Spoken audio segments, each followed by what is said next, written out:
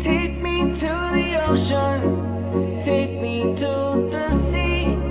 Wash away my worries, let my soul be free. Take me to the ocean, take me to the sea. Wash away my worries, let my soul be free. It is a beautiful day today in Seattle, Washington. Hi, I'm Jeff Moser, editor-in-chief of PassageMaker Magazine, and I just returned from a sea trial on the all-new Fleming 58.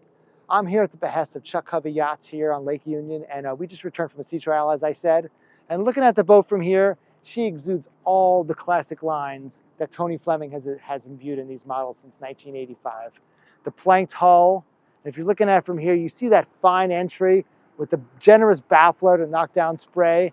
As you go back, those really classic square ports, dedicated pilot house, got a nice large flybridge with a roomy boat deck, and just that low slung profile design. And you can see the protected side decks from here too. Let me give you some specs on this boat. Her overall length is 65 feet 9 inches.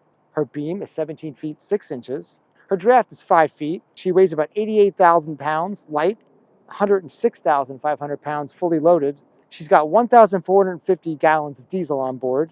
She holds 320 gallons of water and about 165 gallons of waste. A little bit closer to the boat now where you can really see that fine entry and some of the bow flare, but really what I wanted to show here is what makes a Fleming, and that is this planked hull and this the beautiful lines as you go back. Let's go back and look.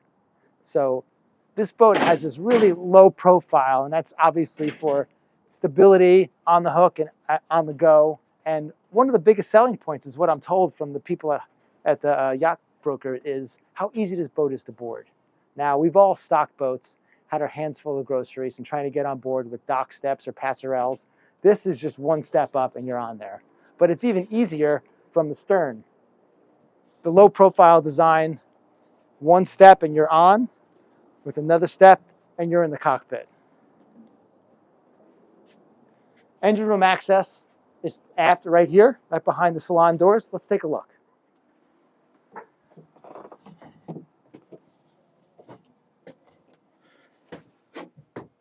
First thing you're going to notice down here is these giant engines. Of course, these are the i6 manned 800s, rated for 800 horsepower apiece. There is an option for 500 horsepower Cummins, but most people go with the i6s. Gets the boat better on plane, faster overall speed, and the fuel burn is about the same. Second thing, genset. This guy does the heavy lifting. The 17.5 kilowatt is the standard. This is the 21.5. We went with something bigger. Third thing I noticed here are these beautiful C-Torque drive systems. Now these will reduce vibration and noise, and they obviate the need for cutlass bearings and stuffing boxes. Really cool option there. But to me, the star of the show is the Mastervolt lithium-ion battery bank. Got a total of 6 batteries here. And what this allows the people to do, the owner and operators, is you're going to go on the hook on this boat. This Mastervolts are going to take over. They're going to run the air conditioning and in the master stateroom, air conditioning in the pilot house, in addition to the at-rest Humphrey stabilizers, all DC power. I think that's a great option. One of the big differences from the 55 to the 58 Fleming is the engine room. Full stand-up access in here. I'm 5'10" on a good day, and I'm just touching the top here. I also like these handholds. If you got to come down here in a seaway just to check on stuff during long voyages, you're going to might be bouncing around a little bit. It's always good to have something to hold on to. Better, you don't want to put your hands on these edges because they're going to be quite warm. You look between the power plants here. We got our oil change system, easy access, our fuel filters, our rake cores. And as you go further back, we got a hose to clean this place out if you need to. This side is all your Mastervolt equipment. You got your reversal fuel polishing system here, engine controls, your no-brainer fuel management system. You just take the dial and turn to where you want to go. As we go toward this side, we got one of the stabilizers, got our Dometic chillers, and the piece of resistance of this room, perhaps. All this equipment looks great, but this place is air conditioned, so it's going to be a pretty nice place to work. Moving into the lazarette, where you have plenty of stowage for loose furniture, tables, etc. You have your ISO transformers, access to your Glendenning and your power steering. Also stowage for the extra cord for the bow, some anchor snubbers, and your freshwater pumps. Back up from the engine room, let's talk about some of the amenities of this cockpit. Standing right here is your lazarette access. You have warping winch to starboard, which is really helpful in pulling the boat in. Above my head, fully protected by the Flybridge overhang. As we go to starboard, we've got a fridge and a wing station. Another great aspect, do a lot of dining out here with movable furniture, are these wind screens. Fully shut, they really make a big difference. Let me show you some more things forward on this boat that I really like. Moving forward on the starboard side, you've got some handholds, nice high bulwarks, boarding door, plenum for the engine room, and a fuel fill. Here we have the fuel fill. You can fill both sides if you want. 3 steps up from the foredeck, I noticed these really cool custom lights with the Fleming logo embedded inside. Continuing to walk forward, we got another boarding door, which is in perfect alignment with the door to the Pilothouse. Another staple of Fleming yachts is the Portuguese bridge. One of my favorite places to make observations or just watch the sun go down, look at the stars at night while cruising. We have plenty of stowage in here for lines and fenders. And as we move forward, look at the size of those cleats and hawse holes, just making line handling much easier. But for all those lines and all those fenders you're going to need stowage, and this boat has plenty of it. These things will swallow up all the lines and fenders you can possibly throw at it. And when they all shut, it becomes a sun pad with an optional. Power cruisers really like redundancy, and up here you have it with the Maxwell windlasses. The one on the right is hydraulic. It's got 400 feet of all stainless steel chain. The one on the left is electric. It has 300 feet of all stainless steel chain. There's some more stowage to either side, and in the sole is the access to the chain if you need to get in there for anything. As we come up to the foredeck, you can see these are non-skid soles. Now, you can have teak here, but this is going to be in the sun the most of any other area of the boat. So this is probably the most maintenance-free and easy choice you're going to make on this boat. Speaking of maintenance-free, and a first on a Fleming yacht, this teak cap rail is faux teak, and I didn't know it. It fooled me until I touched it. It's almost like a wrap on an automobile, so you do have to wax it, but otherwise, it's pretty much maintenance-free. The port side mirrors the starboard side in that you have a boarding door, another door to the pilot house, fuel fills, and of course, one thing I really want to show you is how high these bulwarks are, grab rails in all the right places, and just fully protected side decks. You're a linesman, close quarters maneuvering, you're on here as a single-hander. This is really feels good. You feel fully protected. And of course, these handrails everywhere. This boat is built by people that use boats. Same as the other side, we got the wing door, but we also have a hanging locker here. Generous space, and the external stairs to the Flybridge. And as we walk around, got Salon access on centerline. Let's take a look. Welcome to the Salon. I talked to the people at Chuck Hovey, and they told me that book-matched satin teak is the way to go. They have explored other options, but their clients pretty much want this, and this looks super in here. Let's take a look at the port. You're going to have this wet bar with ice maker here, bottle stowage. Of course, there's some glass stowage up here. And another detail that I noticed that I really like are these switches you get with the Z-Zone system. Everything is labeled, it's idiot-proof, and of course you've got that Fleming logo. Starboard, we've got a credenza here with an electrically actuated TV that comes right up and rises from the top. TV's not in there yet, still being outfitted. 2-person settee, wine fridge, and here we are in the galley. Let's take a closer look. The galley in the 58 is truly reflective of this brand's modus operandi, and that's to spend weeks at sea. So you've got this full-size refrigerator freezer, plenty of room in here. Full-size freezer below. This, I was surprised it just kept going. And stock that up, tucks right back in and locks into place. Another fine feature here, what you're going to need while at sea is plenty of coffee. This folds right in, pulls out for your coffee maker, your blender. Maybe it's time for pina coladas once you reach your destination.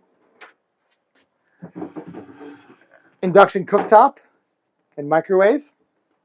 And we got a dishwasher, of course, double sink. We got stone countertops and plenty of stowage all around. So this boat's going to be well outfitted for someone who wants to cruise and not have to stock up. You got a few weeks of sundries you could put in here, no problem. Just a few steps up from the galley in the Pilothouse is the day head. Now, as you know, when cruising, this is so critical. You don't have to go below decks, and it serves both the Pilothouse and the Salon. This is great. Now, this door completely separates the Pilothouse from the Salon and galley. And you know, while cruising, that's critical. Whether there's people back there doing one thing, the pilot and the helmsman is doing another, it just keeps things separate. I've noticed while out cruising that people tend to gather in the Pilothouse or they gather in the Salon and galley. And that will keep things separate, especially when running at night. You want to keep your night vision. This 58 is outfitted with a single Stid helm chair. Now you can have two single Stid helm chairs if you want. There's a plate there for that. But one thing I really like is this here. So this, looks like an ashtray, but it's not. This is pre-wired for autopilot and the switch screens on the MFDs. Speaking of multifunction displays, this boat is dealer's choice. Owner gets to choose. And I measured the space. There's enough space for two 27-inch Garmins with 16-inch screens flanking it, or two 24-inch Ferrino screens with 16-inch screens flanking it. Looking left to right, you've got the big traditional destroyer wheel, your readouts for the MAN engines, your stabilization. This is your backup steering here, your wiper controls. On this panel, you've got the twin disc quick shift transmissions. You've got your proportional bow and stern thrusters, those are hydraulic, and the joystick control with dynamic positioning. Now, dynamic positioning's been around for a little while, but people know it's such a game changer. When you're handling lines, when you're coming into a harbor you don't know and trying to figure out current and wind, it just makes things so much easier. And these boats are built for owner-operators, and a lot of these are done by cruising couples, and even single-handed. So this dynamic positioning has really been a godsend for boaters.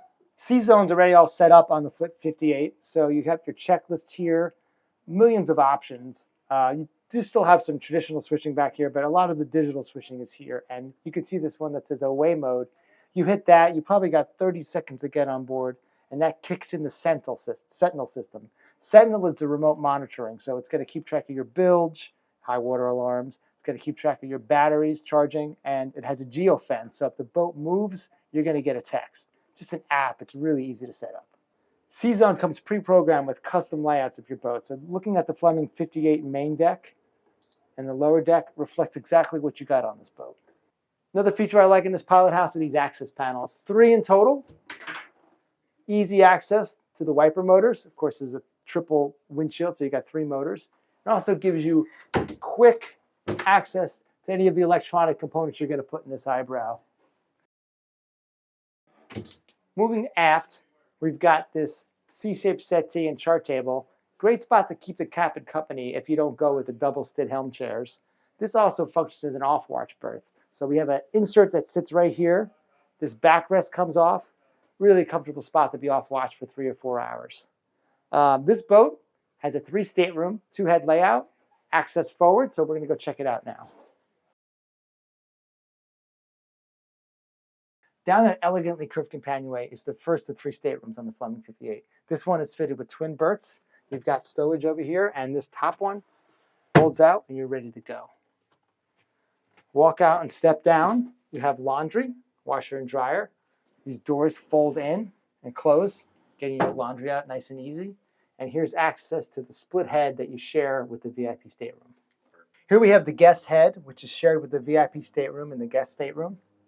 We have a heated towel rack, a silestone sink, well over 6 feet of headroom, and the same satin teak finish seen throughout the boat.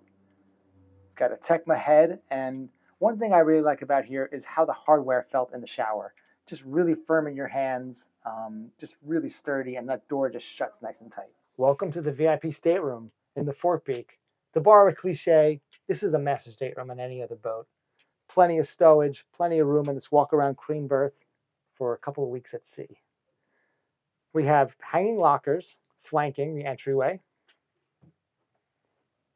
a vanity with stowage underneath. Both sides of the bed have plugs, which is great because everyone wants access to their phone. Air conditioning access is there. Controls for the air conditioning is right there. And another thing I really like about it is this cutout. I mean, look at the way this is done. You have your access hatch here, escape hatch, if you will, and you have a blackout screen and a bug screen, which are controlled electronically. One other thing, under this bed is plenty of stowage. It raises it hydraulically. The full beam master stateroom on the 58 is a sight to behold. I mean, just check out this room. It's just such a beautiful contrast of these lights and darks of the teak. You got a king walk-around berth, a settee for seating if you're just working or on your iPad. There is a C-zone screen down here, which comes really handy if you're on the hook and you want to keep track of that anchor. This side, you're going to have a vanity with mirror and seat. The bed is flanked by stowage, and on one side of it, you have your master bath, of course. Got that beautiful teak throughout, stone countertops, shower with really nice hardware. It just feels really good in your hands. Who doesn't love a walk-in closet? Now, there's plenty of room in here. Now, we know Fleming owner and operators like to be at sea for weeks, so you have all the shoes that you need, all the clothes you can hang on these two racks.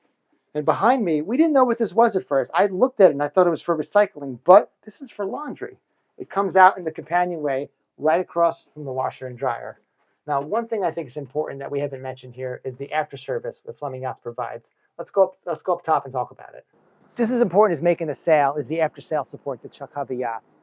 And after the delivery of every new boat, they'll take new owners in a comprehensive 5-day training sales program. Each segment includes onboard domestic systems, emergency systems, engine room, getting underway safely in emergency situations, anchoring, dinghy launch, engine room check, care, maintenance, and more. Before we take a look at the Flybridge, let's talk about the 58's performance. On a calm Lake Washington, the 58 hit a top speed of 21 knots, showing she's capable of outrunning bad weather or trying to make a bar crossing before poor conditions shut it down. Throttle the 58 back and she returns impressive range numbers. 2,400 nautical miles at 8 knots, 1,500 nautical miles at 10 knots, and 1,000 nautical miles at 11.5 knots, all with a 10% reserve. All Flemings are built with an internal staircase to the Flybridge. Just safety measure, and it just makes such a difference. It just coming up that ladder from the cockpit, I mean, it's a little more bit of a pitch and in the seaway at night, if you're running a cruising couple, just makes such a big difference. I really like that.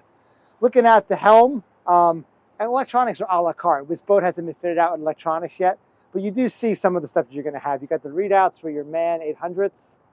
You got your twin disc quick shift transmissions, your proportional bow and stern thruster, and your joystick control with dynamic positioning. It looks like we got about seating for about 10 people under this factory hardtop. And as you go back, got a good hand grab rail here for, conditions. Camera, of course. To the port is your barbecue, fridge, and wet bar. As we go back, this boat deck is bigger than the 55, so this will have a 1,000-pound capacity steelhead marine davit. It can accommodate a tender up to 13 feet. And as you see, there's no cradles here. Fleming will build a custom cradle for you once they get the specs on that. And the final thing I can show you here is this lip all the way back. This is an option. Most everyone goes for it though, because it completely covers up the, completely shades the cockpit. And the final thing on top of this hardtop is about just under 1 kilowatt of solar power. That's going to recharge those master vaults when you're off the hook and you're underway. It's been a long and fruitful day on the Fleming 58, and I hope you've enjoyed it. Signing off, this is Jeff Moser, Editor-in-Chief of PassageMaker Magazine. Hope to see you on the water.